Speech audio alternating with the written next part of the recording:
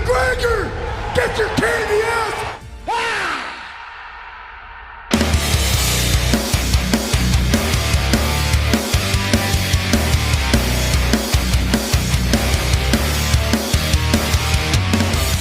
Impian Michael Chandler untuk bertarung dengan Conor McGregor akhirnya terwujud. Setelah beberapa kali kena prank dan PHP, Chandler akhirnya bisa bernafas lega. Dana White resmi mengumumkan pertarungan mereka pada post-fight UFC 300 kemarin. Pertarungan yang sudah digaungkan hampir 2 tahun ini akhirnya bisa terrealisasi. Conor McGregor versus Michael Chandler akan menjadi headliner 5 ronde di UFC 303 tanggal 29 Juni nanti di kelas welterweight. Langsung saja, mari kita preview pertarungan mereka.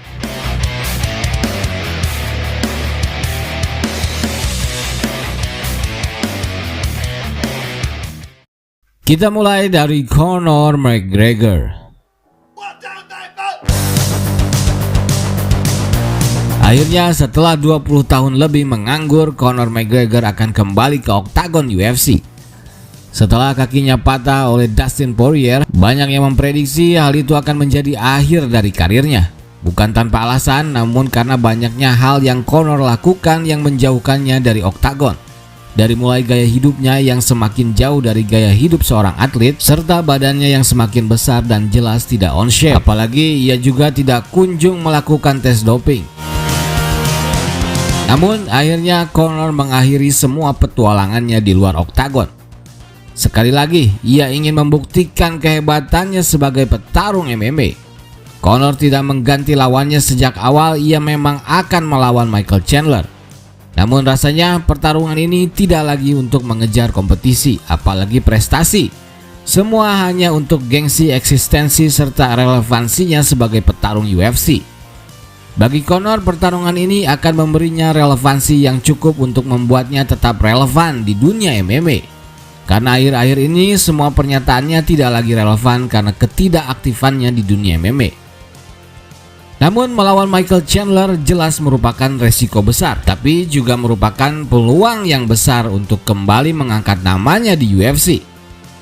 Chandler sangat all-rounded, ia punya segala teknik dan semua tekniknya amat sangat berbahaya dan mematikan, baik saat di ground maupun saat beradu striking. Sedangkan Conor hanya hebat di satu area saja, yaitu strikingnya. Maka Conor McGregor harus kembali memperkuat takedown defense-nya dan ia memang dikenal cukup baik bisa melakukannya. Terlebih Chandler juga bukan petarung yang suka bertarung di ground, ia justru lebih suka beradu striking. Chandler juga tidak bisa terus melakukan grappling sepanjang pertarungan. Staminanya terbatas, karena itu ia jauh lebih sering bertarung di atas. Maka Conor bisa sedikit lega dan tidak harus terlalu mengkhawatirkan ground fight.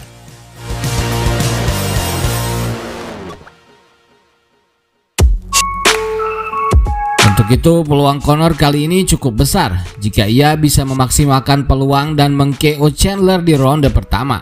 Target Conor haruslah pertarungan yang cepat dan efektif, sesingkat mungkin, straight to the point seperti di masa kejayaannya.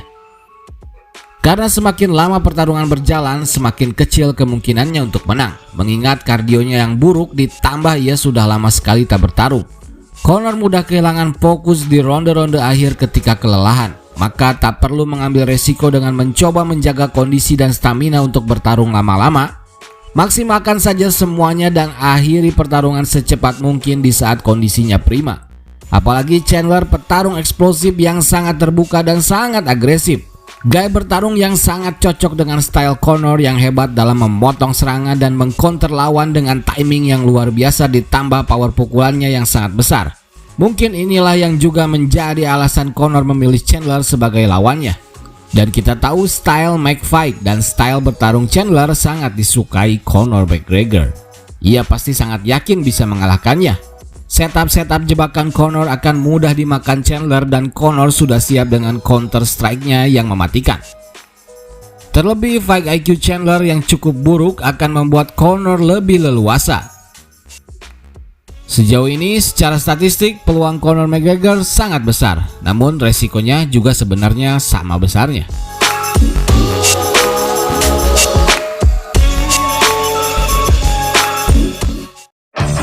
Artikel baru merchandise MMA Story Black Edition.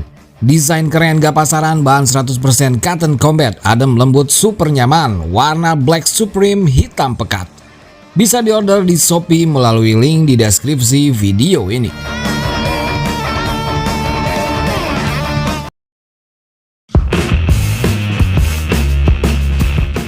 Lalu kita ke Michael Chandler.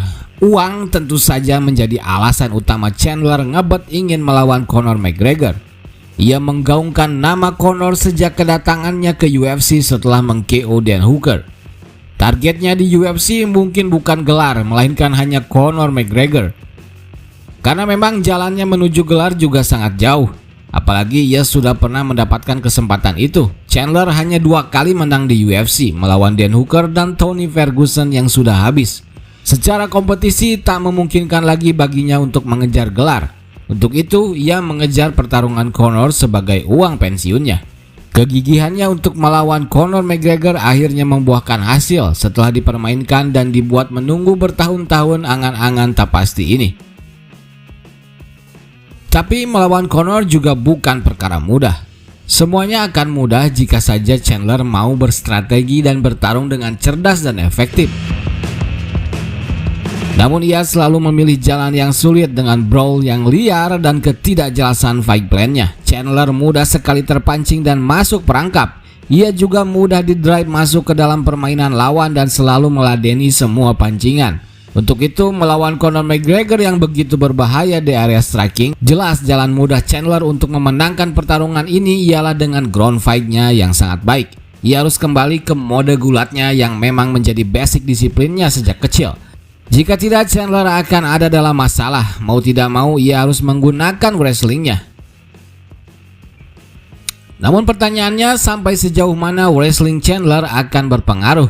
Dan lagi ia tak bisa melakukannya setiap saat. Apalagi kita tahu Conor juga pernah mengalahkan banyak wrestler sebaik Chandler seperti Chad Mendes, Eddie Alvarez dan lain-lain. Untuk itu menurut kami secara statistik Conor McGregor bisa mengalahkan Chandler dengan KO. Namun pertanyaannya, apakah Conor masih sebaik dulu? Kita benar-benar buta akan kemampuan Conor McGregor hari ini, apalagi setelah kakinya patah. Apakah ia masih setangguh dulu? Pertarungan terbarunya cuma di film. Kita benar-benar tidak tahu sejauh mana Conor berkembang atau malah menurun drastis.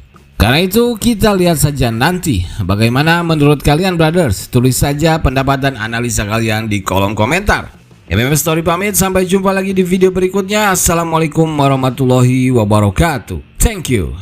Selamat dari 7 percobaan pembunuhan berencana, disebut-sebut kebal peluru bahkan bom, menguasai 10 bahasa baik lisan maupun tulisan. Karisma besar yang bisa membuat para pemimpin dunia terkesima dan terpengaruh. Sakti, itulah istilah khas yang tersemat pada nama beliau. Benarkah demikian? Percaya tidak percaya, namun memang nyatanya kemampuan, kecerdasan, keilmuan, dan karisma beliau tidak seperti manusia pada umumnya. Kesaktian apa saja yang dimiliki Bung Karno yang menjadi legenda dan misteri? Langsung saja kita bahas.